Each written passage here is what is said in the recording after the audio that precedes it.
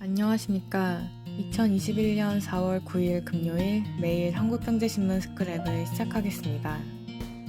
오늘의 주요 뉴스 요약입니다. 첫 번째 기사는 개인이 직접 운영하는 퇴직연금 자금이 해외 주식 채권형 펀드로 쏠리는 이유 중 하나로 세제 혜택에 역차별이 거론되고 있다는 소식입니다. 국내 주식형 상품에 투자하고 연금으로 찾을 경우 세금을 매기는 것이 대표적인 예입니다. 연금 수령 당시 나이가 55세에서 69세일 경우 세율은 5.5%이고 70세에서 79세이면 4.4%, 80세 이상이면 3.3% 세율을 적용합니다. 연금계좌로 투자한 후 이를 수령하면 해당 세율로 세금을 내야 하는 구조입니다. 하지만 증권사 계좌로 국내 주식형 상품을 투자할 때 매매 차익에 대해 세금을 부과하지 않습니다. 연금 계좌로 국내 주식형 상품에 투자할 때 부담해야 할 세금 부담이 일반 계좌에 비해 커질 가능성이 있는 것입니다. 반면 해외 주식형 상품에 투자하면 유리합니다.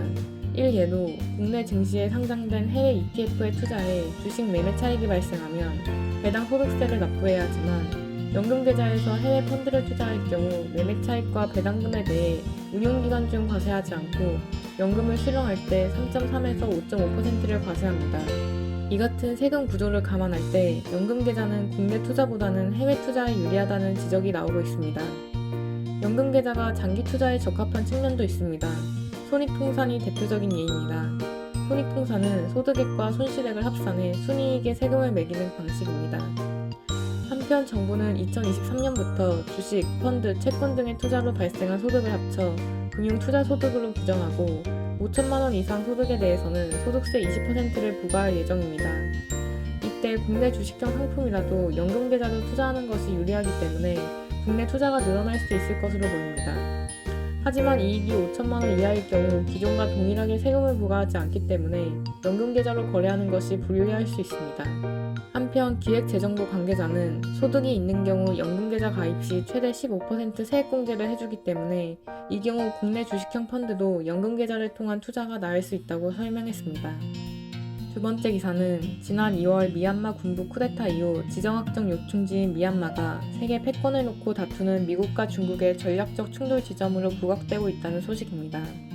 오랜 기간 중국 우호 세력이었던 군부가 정권을 잡으면서 중국이 미얀마 전략을 재검토하기 시작했고 미국 입장에서는 인도 태평양 지역에서의 중국 공세 전략에 예상치 못한 변수가 등장했습니다. 중국이 추진하는 1대1로를 통해 미얀마는 중국의 에너지 안보에 핵심적 역할을 하는 국가가 됐습니다. 중국은 막대한 자금을 투입해 서남부 원난성 쿤밍에서 미얀마를 관통해 항구 도시인 차유프로 이어지는 길목에 송유관과 가스관을 설치했습니다. 중국은 송유관을 통해 연간 2,200만 톤의 원유를, 가스관을 통해서는 연간 120억 세제곱미터의 천연가스를 운송하고 있습니다. 이 수송로가 끊기면 중국은 말라카 해협을 통해 중동의 석유를 운송해야 하는데 이 경우 수송거리가 길어져 비용이 크게 늘어납니다. 또한 중국에 더 위협적인 것은 미국이 언제든 말라카 해협을 봉쇄할 수 있다는 점입니다. 중국 입장에서 미얀마 차유프는 미국의 말라카 해협 봉쇄에 맞설 수 있는 유일한 대안인 셈입니다. 미국은 중국에 대항하기 위해 일본, 인도, 호주와 함께 안보 협의체인 쿼드를 운영하고 있습니다. 쿼드를 통해 인도양과 태평양 일대에서 중국을 포위한다는 구성이지만 중국이 미얀마를 장악해 인도양 진출의 거점으로 활용할 경우 쿼드의 약한 고리인 인도가 위협받을 수밖에 없습니다. 국제사회는 미얀마 쿠데타를 둘러싼 미중 양국의 힘겨루기가 당분간 계속될 것으로 예상하고 있습니다. 유엔을 비롯한 국제사회가 미얀마 쿠데타 사태에 대한 뚜렷한 해결책을 모색하지 못하고 있기 때문입니다.